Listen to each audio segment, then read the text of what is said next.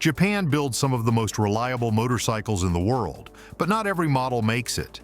These 7 bikes were supposed to dominate the streets. Instead, they're collecting dust on showroom floors, and when we get to number 1, you'll see just how badly things went. Number 7. Honda NM4 Vultus. It looks like something built for a science fiction film. Long, low, and dressed in a cloak of angular bodywork that grabs attention for all the wrong reasons. Honda swung for the fences with this machine, attempting to blend cruiser comfort, scooter practicality, and futuristic styling into one radical package. But instead of capturing multiple rider categories, it found itself stranded between them. Cruiser loyalists found it too strange. Sport bike riders called it too soft, and commuters dismissed it as too big and too expensive. Underneath that extreme bodywork sits a 645 cubic centimeter parallel twin engine. It produces 54 horsepower and 44 pound-feet of torque. While respectable for everyday riding, those numbers fall short when matched against the NM4's substantial bulk.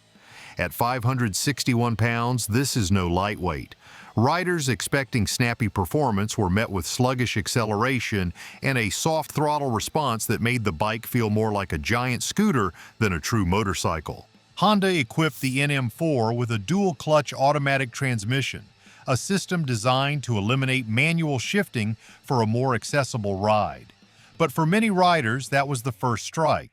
Traditional motorcycle fans want control, and without a clutch or gear changes, the NM4 felt disconnected from the road.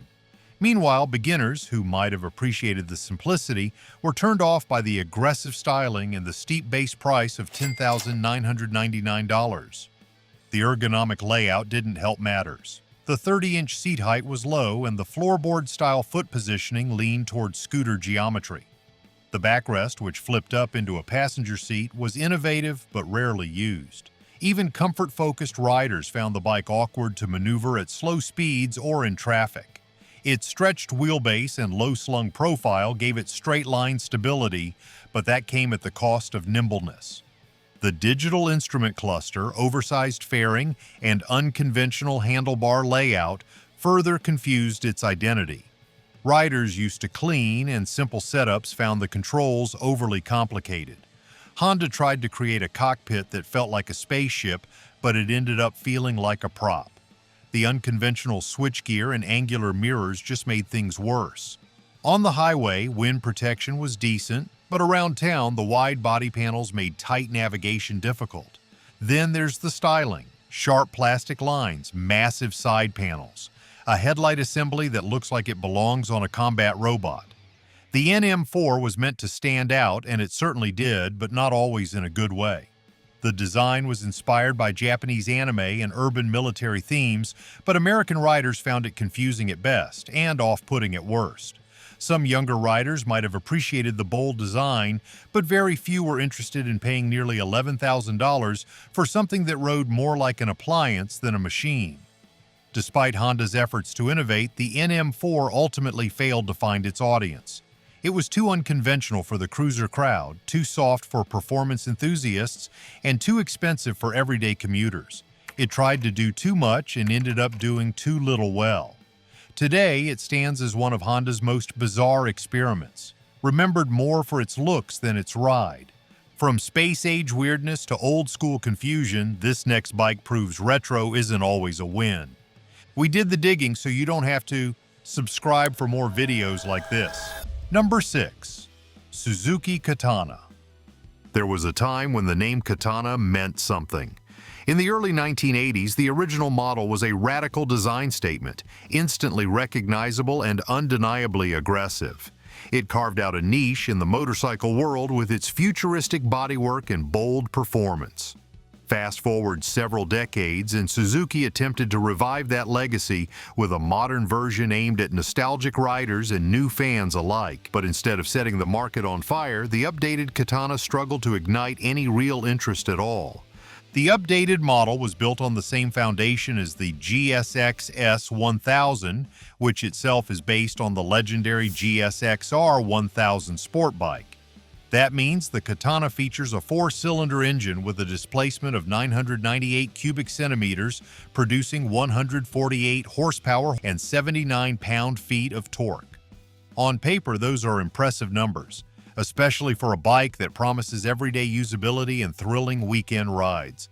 With a curb weight of 473 pounds and a 6-speed transmission, the Katana offers sharp acceleration and smooth shifting.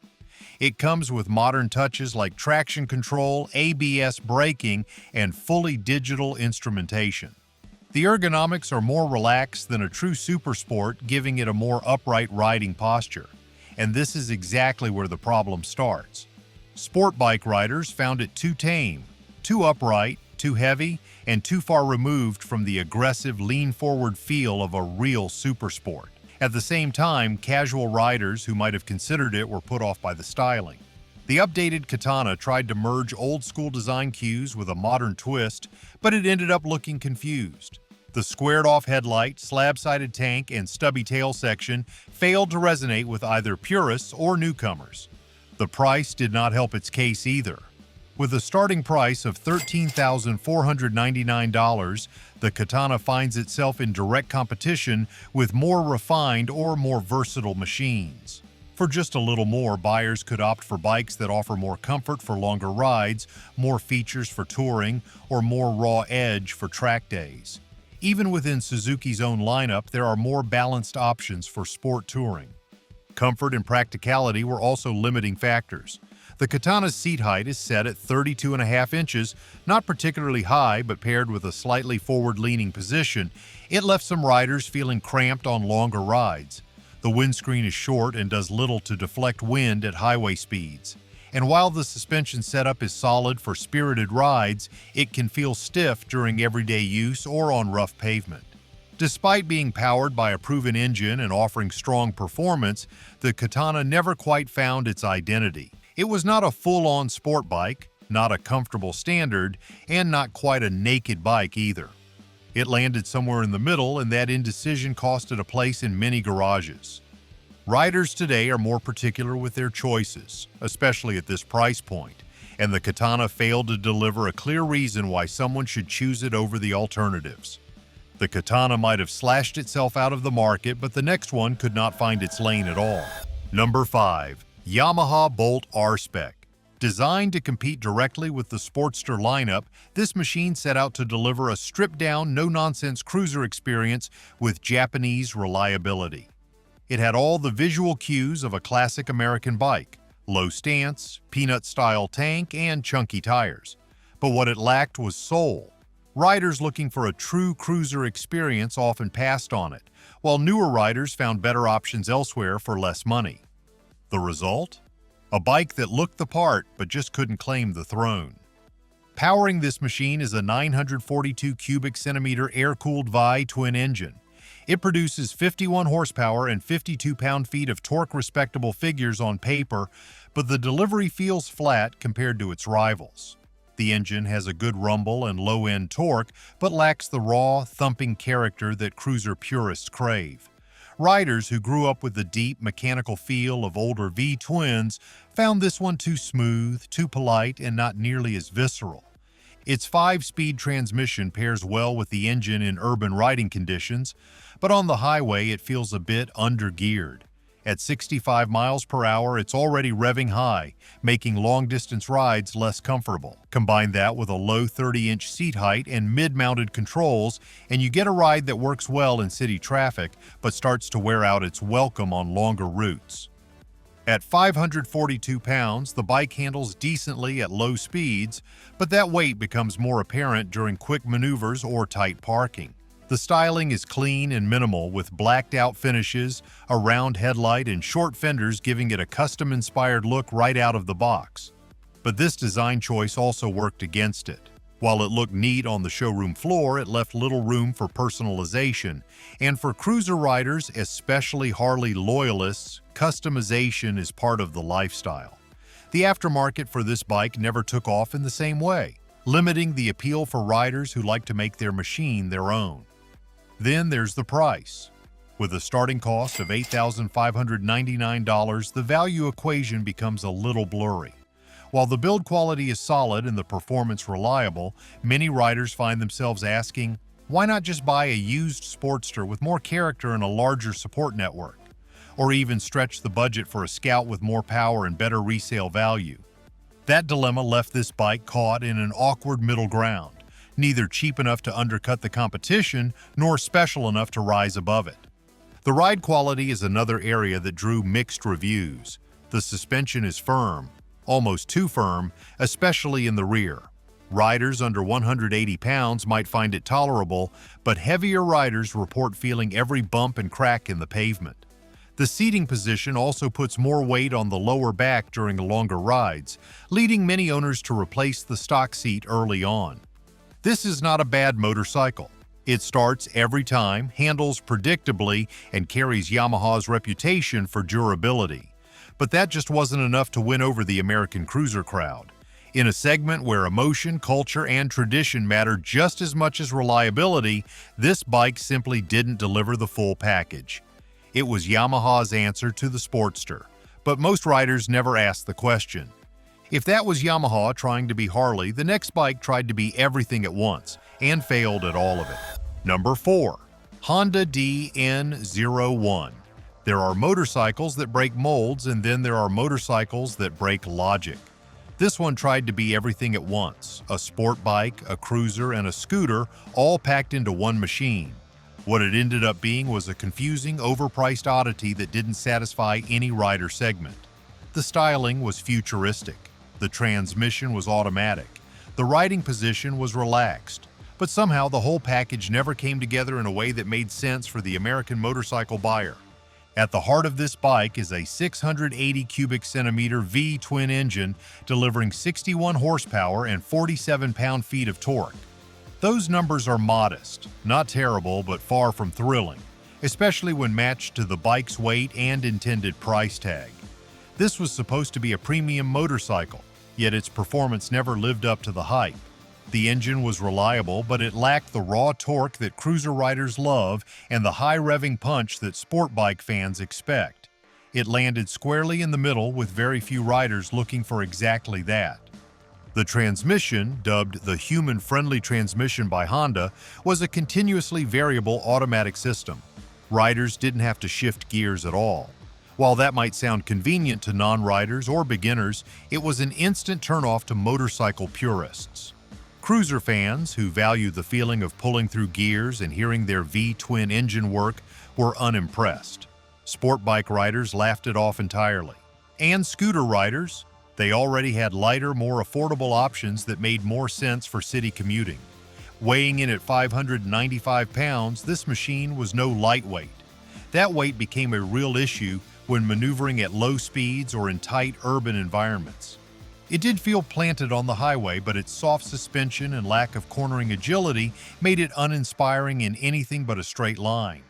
Comfort was acceptable thanks to its low seat height and relaxed handlebar reach, but it didn't deliver the long-distance touring feel that some riders might expect from a bike this size. The design, while sleek and futuristic, further pushed this motorcycle into niche territory. The swooping body panels, large rear end, and oversized front cowl gave it a unique profile, but not necessarily an attractive one. It looked like a cross between a concept bike and a maxi scooter, and most riders weren't sure what to make of it. For those who cared about appearances, it lacked the classic styling of cruisers and the aggressive stance of sport bikes. It was its own thing entirely, and that turned out to be a problem. The price didn't help either. With a starting price of $15,000, it was more expensive than many motorcycles that offered better performance, more recognizable design language, and stronger brand loyalty. Riders walking into dealerships with that kind of budget often gravitated toward better-known models with clearer purposes, whether that was a cruiser from Harley-Davidson, a touring bike from Yamaha, or a naked sport bike from Suzuki. In the end, this machine became one of Honda's most well-known commercial misfires. It was too expensive, too heavy, too unusual, and too misunderstood to succeed in any major market. While it did find a handful of curious buyers, it never came close to hitting mainstream appeal. That bike was ahead of its time, but the next one? It's just out of time. Number 3. Kawasaki Vulcan S. This motorcycle was built to bridge two worlds, sport bike precision and cruiser comfort, but ended up stranded somewhere in between. Designed to attract a wide range of riders, especially those new to the scene, it promised the performance of a sport bike with the laid-back vibe of a cruiser. But instead of winning over both crowds, it left each one disappointed. The styling was clean and modern, the ergonomics were adjustable, and the ride was smooth. Yet somehow it never clicked with the people Kawasaki had hoped to reach. Powering this middleweight cruiser is a 649 cubic centimeter parallel twin engine borrowed straight from the Ninja 650. It puts out 61 horsepower and 46 pound-feet of torque. Those numbers are respectable for a bike in its class, especially when paired with a curb weight of 498 pounds. The engine is known for being reliable, fuel-efficient, and extremely smooth at lower RPMs. But for riders coming from other cruisers, it lacked the deep rumble and throaty power delivery of a true V-twin. The Vulcan S aimed to solve one of the most common problems in motorcycle design: fitment. Kawasaki introduced the ErgoFit system, which allowed riders to adjust foot peg positions, seat height, and handlebar reach depending on their size and riding preference. On paper, this made it an ideal entry-level cruiser for shorter riders or those who struggled to find comfort on traditional cruisers.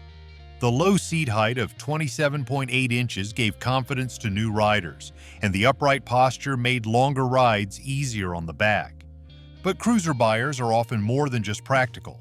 They're emotional. They buy into a culture and a sound. And this is where the Vulcan S stumbled.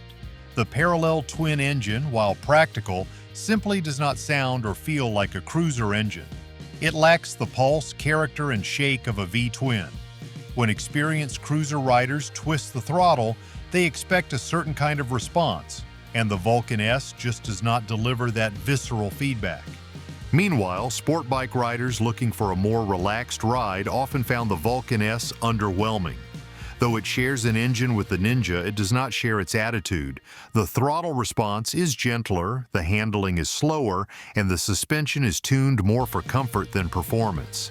It feels stable at moderate speeds, but does not inspire the kind of confidence or adrenaline that sport bike riders seek. So while the Vulcan S made sense on a spec sheet, it often left real-world riders feeling like they had compromised too much in one direction or the other. Styling was another area that failed to ignite much passion. The exposed frame, teardrop tank, and minimalist lines were supposed to make it look modern and aggressive.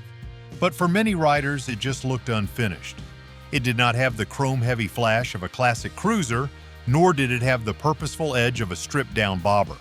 With a starting price of $7,399, the Vulcan S is positioned as an affordable entry-level cruiser. But in a world where used V-twin cruisers with more soul can be found for the same price or less, it has become harder to justify. Speaking of Ninjas, let's talk about one that used to rule the entry-level scene, but just can't keep up anymore. Number 2. Kawasaki Ninja 250. Once seen as the ultimate beginner bike, the Ninja 250 used to rule the entry-level sport bike segment with confidence. It was small, lightweight, easy to ride, and had just enough punch to make new riders feel like they were getting a taste of real performance. But as time marched on and motorcycle standards shifted, what was once a top choice for first-timers became a relic of a different era.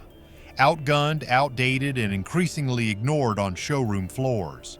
Powering the Ninja 250 is a 248 cubic centimeter parallel twin engine.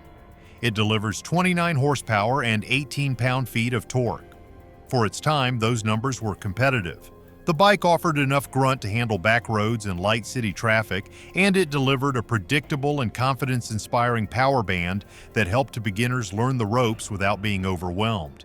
But compared to today's entry-level sport bikes, those specs now feel extremely underwhelming, especially on highways where the bike struggles to keep up with traffic, particularly at sustained high speeds. One of the biggest drawbacks of this bike today is its carbureted fuel system. In a world where even budget motorcycles come with fuel injection as standard, the Ninja 250 feels like a mechanical throwback.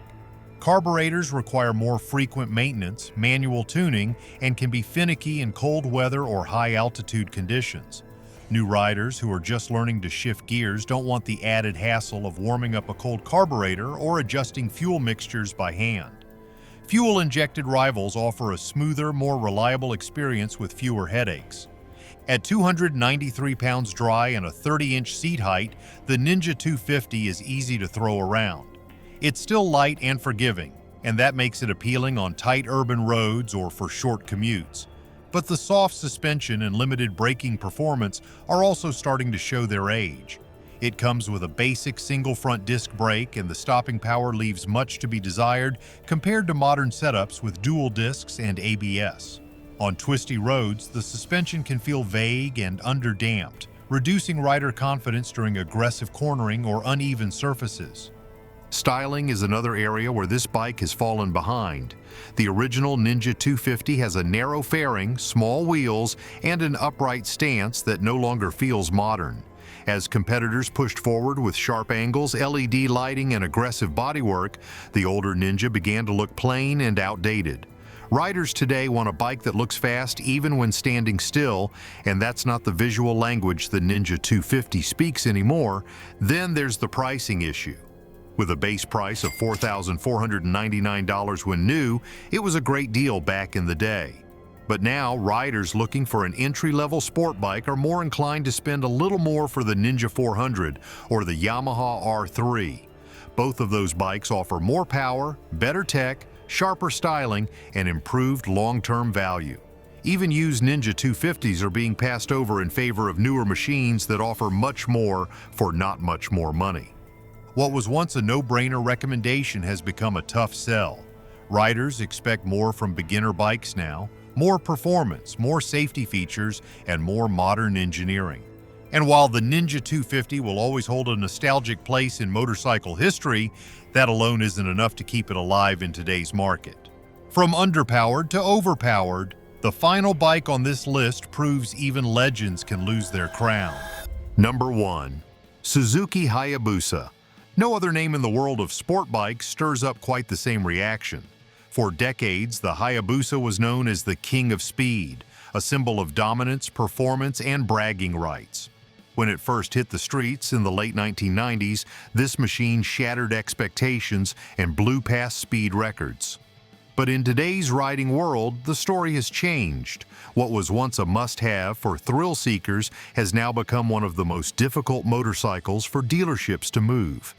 At the core of this machine is a 1,340 cubic centimeter inline-4 engine. It delivers an impressive 187 horsepower and 110 pound-feet of torque. Those numbers still hold up today, and on the highway, the Hayabusa is nothing short of a rocket. But with great power comes great compromise, and that's where this motorcycle starts to show its age. At 564 pounds, it is heavy for its class. The weight helps with stability at high speed, but it works against the rider in urban traffic, tight turns, and day-to-day maneuvering. Its aggressive riding position puts the rider in a tucked, forward-leaning stance. That's perfect on a racetrack, but uncomfortable during commutes or long-distance trips. The stiff suspension, while essential for performance, makes for a harsh ride on anything less than perfect pavement. And the low-slung bars and high rear sets will have most riders feeling the strain after just an hour in the saddle. Even the most experienced riders admit this bike isn't built for comfort. It's built for speed, and speed only. The Hayabusa also carries a reputation that works against it. Insurance premiums are through the roof, especially for younger riders. That 1,340 cubic centimeter engine, combined with the bike's long history of drag strip domination, makes it a high-risk flag for most insurers. And when it comes to maintenance, it demands high-end performance parts, regular upkeep, and top-grade fuel. That adds up quickly, making it a costly machine to own, even before factoring in the price of the bike itself, which starts at $18,500. Another major challenge for this motorcycle in today's market is the shift in what riders are looking for. Years ago, raw speed was the selling point. Riders wanted a machine that could hit nearly 200 miles per hour. But now the trend has moved toward versatility. Adventure bikes, sport touring models, and standard motorcycles with comfortable ergonomics and smart electronics are leading the pack. The Hayabusa, by contrast, is a specialized tool in a world that now demands multi-purpose performance. It's worth noting that the Hayabusa is still one of the most technologically advanced motorcycles on the market. It features multiple ride modes, advanced traction control, and a quick shifter. But even those features can't mask its primary issue: it's overkill for most riders. And when a motorcycle is built for straight-line domination, but most buyers want balance, it's no surprise that it's being left behind. It ruled the streets once, but now it's just a showroom ghost. Let's wrap this up. Which of these bikes would you actually consider if the price was right? Let us know in the comments, and don't forget to subscribe for more real-world motorcycle insights.